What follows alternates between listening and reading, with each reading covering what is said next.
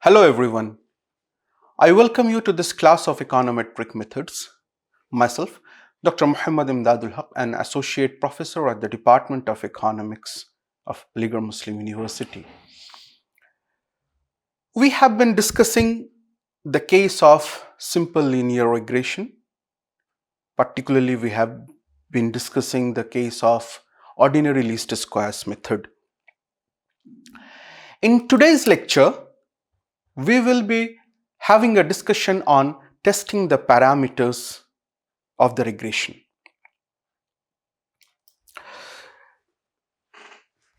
So we estimate our alpha hat and beta hat being the slope and alpha hat being the intercept.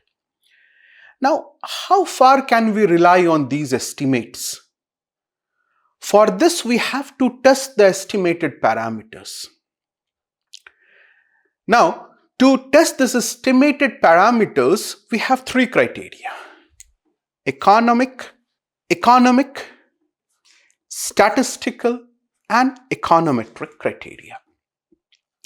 Let us take each one of them one by one. The first criteria is the economic criteria. This is basically governed by the theory. Now, whether the estimated parameter is giving the same information as the theory or not. It relates to the size and sign of the coefficient. Let's take an example of a case of a consumption function. So consumption is a function of autonomous consumption, which doesn't depend upon the income, and the B times the income, whereas the B is nothing but my marginal propensity to consume. With a 1 unit change in income, how much increase or how much change is there in the consumption. Now, when we estimate the value of particularly B hat or beta hat, when we estimate the value of beta hat, which belongs to MPC, now the value of the marginal propensity to consume, it should have a particular magnitude, particular size, and also a particular sign. All of us, it's proved by theory that when there is an increase in income, there will be an increase in the marginal propensity to consume. Although it will not be by the same amount of the increase in income, but there will be some increase. Now, if say because of one reason or the other, when we estimate the function, we get something like this: alpha hat minus beta hat income. Now, this sign of a negative sign of the marginal propensity to consume is something which is against the theory. By theoretical argument, we cannot prove this. Maybe in some special case this may happen, but generally as a rule, this is something which is, you can say, spurious type of thing. So we can estimate the relationship, we can estimate the parameters. If we have the data, we apply the formula, we will get a result, that is for sure. But whether the sign of this is according to the theory or not, this is what has to be decided by the economic criteria. This sign could be wrong because of many things, like say issues with the data. When issues with the data means we are taking, when data is taken, we do aggregation of the data. We select certain industries or certain categories of data. So these things, like suppose for the GDP, you are taking certain, you are trying to calculate each and everything. But if some of the elements are missing in GDP, then this is an issue with the data. Similarly, if suppose you are measuring the consumer price index and you inflation, and you completely ignore the petrol prices, Somehow or the other, if you have completely deleted this category of in the petrol price category, things, then there will be issues with the data. Also, suppose you want to study the relationship between disposable income and consumption, but you don't have the data of disposable income and you are taking only the data of income. So things like these create issues with the data. Then maybe the data which we have selected is not a true representative of the population. Suppose you are doing a cross-section study and you want to study the relationship between income and consumption, and you have taken a society, the data from a society which is of a high urban metro class, where almost all the people are super rich. Or you have taken a sample which is of the slum dwellers, or which are of the poor people of only of the villages. Now, this is not a representative, this type of sampling which is not done in a proper way, where each and every individual of the population is not having the same probability of being selected. Now, in such cases, our estimates will not give the, okay, it can give, suppose if I taken a high urban class society, it can give a relationship between the high urban class society and the population and the consumption, but it will not be a true representative of the entire population, which constitutes of super rich people, medium class, upper medium class, maybe lower medium class, and the poor class, and below the poverty line people also.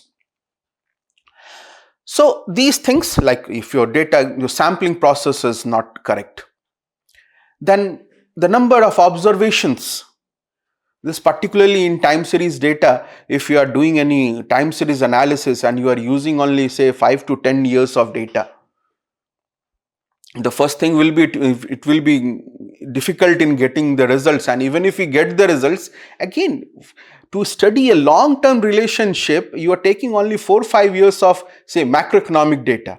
If it is a case of say stock prices, or it is a case of daily data or weekly data of foreign exchange or interest rate or consumer price, then it is fine. If it is a frequency is very high, like daily or weekly. But when you have data like things like GDP and all, where normally you have yearly data, to some extent you get quarterly data, but normally in all the macroeconomic parameters you get yearly data. And for yearly data you are having 5 to 10 years of observations and you are doing a time series analysis, then then it will be, the estimates will be problematic. Then maybe the assumptions, some of their assumptions in the model, they are not satisfied. Like say, an assumption is that the error terms, that the error of one period is not related to the error of the other period. That is this. If it is so, then we call it a problem of serial correlation. Now say you take the case of stock prices. The returns of a stock on day one is related to the returns on the previous day. It's very natural over there in the stock market thing. Now, so there is bound to be a problem of serial correlation. Again, there is another assumption that the error is constant. The variance of the error is constant over the period of time. But if you are seeing the spending on luxury items, now as your income increases, you do not increase the consumption of salt or rice, which are essential items, but rather you increase the consumption of high-end items like cars, laptops, mobiles, high-end mobiles, and these things, luxury items, luxury watches. So as your income increases, your variance is not constant, because for luxury items, what is happening? The spending is increasing with income. So there is bound to be a problem of heteroscedasticity. Again, there can be another, there is a case for multicollinearity. As a way out, what it means that the independent variables, if there are more than one independent variables, and what we need that the two independent variables, they should not be related with each other. Like if you are taking the case of income and wealth and we are seeing its impact on consumption, there is a chance that income and wealth are correlated. there is a chance that education level and income level are correlated amongst themselves. So there will be a problem of multicollinearity, that the signs will be getting reversed. Something which should be positive, it will come negative. Something which should be negative should come positive. A variable which should be significant will become as not significant. So these are some of the assumptions that need to be satisfied to get genuine estimates from the, or you can say the reliable estimates from the econometric methods. Another thing could be like, say, there is a model is written like CO2 emission is a function of GDP, energy consumption, and trade openness. Now, in these cases, you will find many research papers who are doing on this inverted environmental Kuznets curve, that is inverted U-shaped and all these things. Now, in many cases, in some papers you will find that the impact of trade openness is negative. Some papers you will find the impact of trade openness is positive. So now, in such a case, and in both the cases, the researchers will give their own explanations as to why this is happening. Meaning thereby, in some cases, it may be that the economic theory is still in a developing stage. So you need to give, like there is an N-shaped, earlier it was said that as income will increase, or as the GDP will increase, then what will happen? Your pollution will increase. Then comes the inverted U. First, the pollution will increase, then after a time what will happen? The people will become aware of that these health issues and pollution issues. Then they will try, and there will be, say, many other steps taken, and then pollution will be decreasing. Now researchers have found an N-shaped also. That is, it will increase, then it will decrease, and then again it will increase. But it may not be applicable in a case of for India, but it may be applicable for another country. So now these things are in a stage of a development. The theory is still developing. Now in this case, what is to be taken?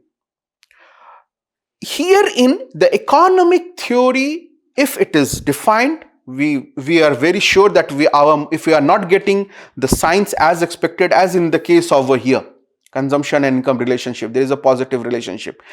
This is defined by the theory, very well established. But for things which are still developing, or any new theory is developing, in these cases we have to be very careful. And also, like we have taken as a just GDP. Now, if I am taking the first model, I can get either this type of relationship or this type of relationship. But if there is a correction.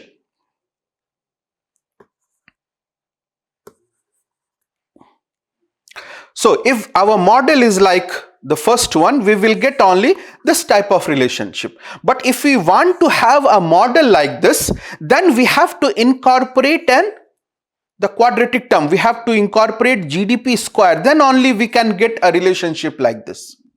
And if we want to incorporate an N-shaped, I have to add one more variable, B4 GDP cube. Then only I can get an N-shaped curve like this. So what this point basically emphasizes is, we need an economic theory, we need the backing of an economic theory, and our estimates from the regression, they should match what is given by the theory. Now, the next criteria is the statistical criteria. It is also called as second order test. Now here there are basically two things. You can say the correlation coefficient test, or the goodness of it, or R square. That is the coefficient of determination, and also we have the standard error test. So these are the two tests that are required for here. Basically, this is statistical criteria. It checks for the statistical reliability of the estimated parameters. Or R square, it shows the percentage change in the dependent variable explained by its relationship with the independent variable. And the standard error, it measures the dispersion of the estimate around the population parameter. Here the question is, suppose I am doing a relationship between, I am studying the relationship between accident and speed. Theoretically, what can say, when the speed increases, that there will be that number of accidents will increase. And say when we estimate this relationship, we get an R square of 0.6. This multiplied by 100, that is 60% of the variation in accident is explained by speed, and the remaining 40% is not because of speed. It could be because of other factors like, say, visibility, road, tire condition, using of mobile while driving, and other things. Now, the question is, this estimate of R square, I have taken only a sample of data. Suppose I have taken speed data from 80 to 120 and the accident data 5, 10, blah, blah, and continuing up till, say, 120. But when I am saying that when speed increases, accident increases, I am not saying that when speed increases, accident increases only for the speed from 80 to 120. When I say when speed increases, accident increasing, I am giving a generalized statement, or more technically, I am saying something about the entire population.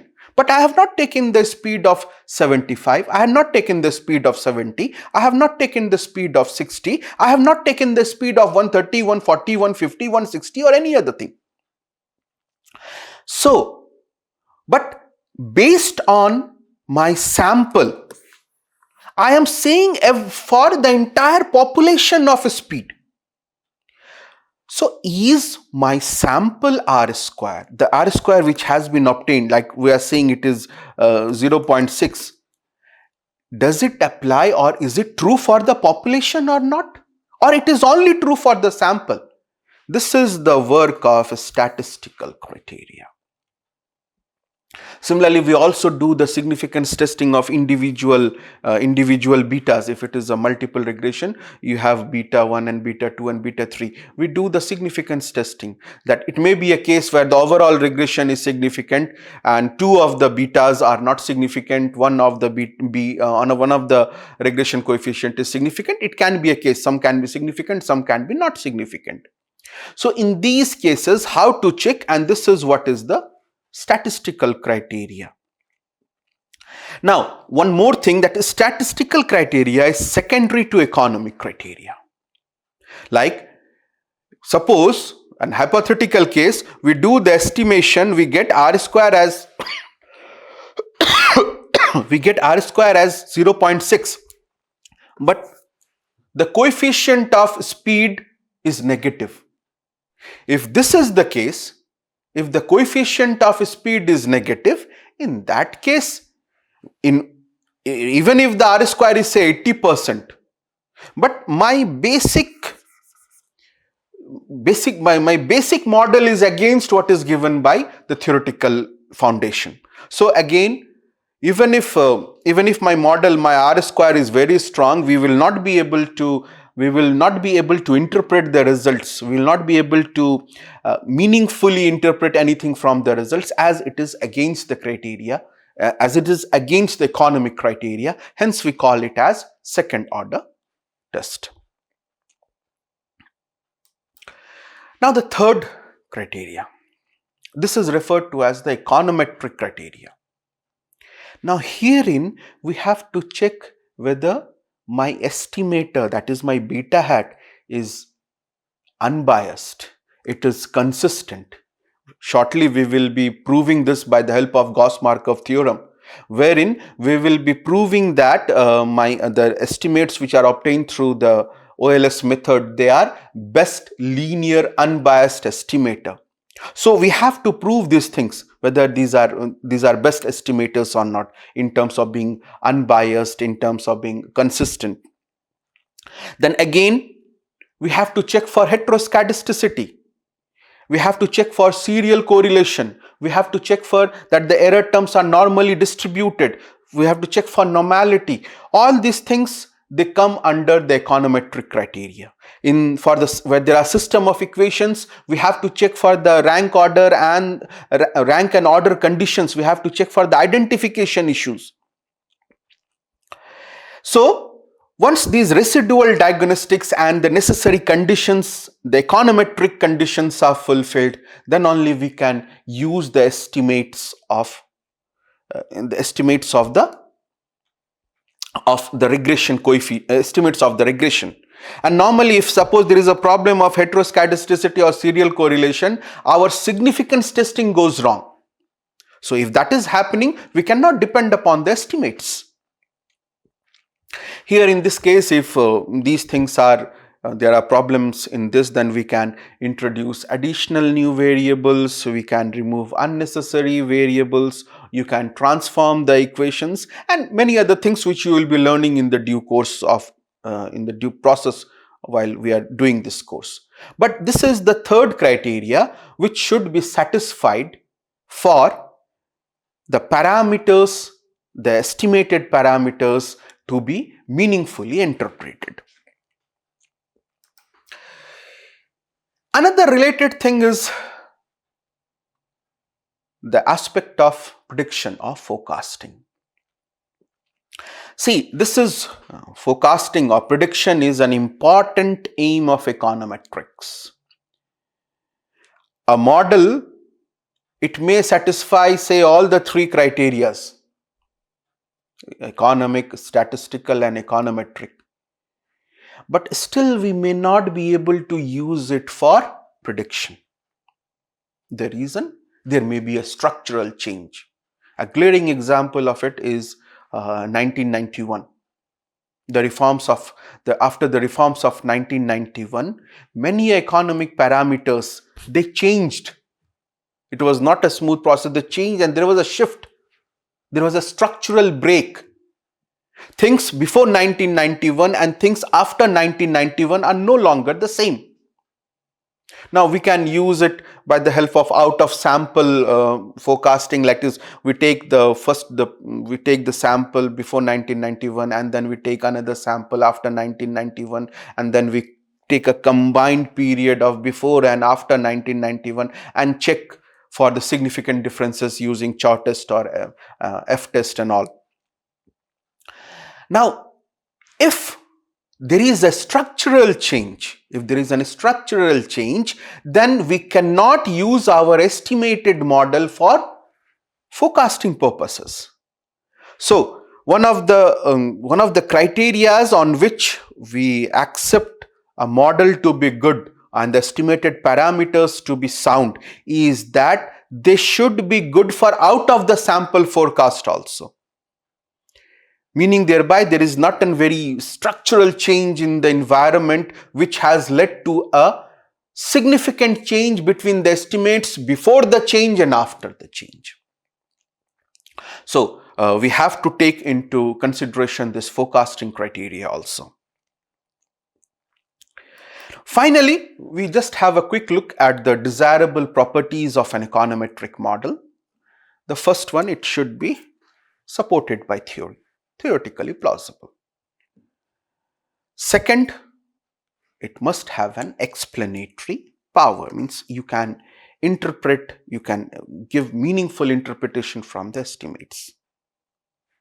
Third, our estimates must be accurate. We should get correct, means the estimate from the sample should be very close to the probable estimate of the population. Then it should have a predictive ability. It should be able to forecast for future. And one more thing to be added is the more simpler the process, the better it is. Apart from OLS, you can do for maximum likelihood estimation, you can go for JLS methods and all. There are many other methods.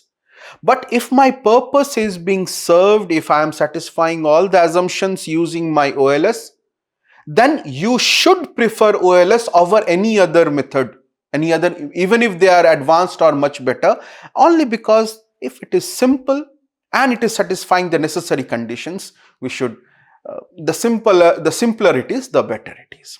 So these are the desirable properties of an econometric model. Thank you.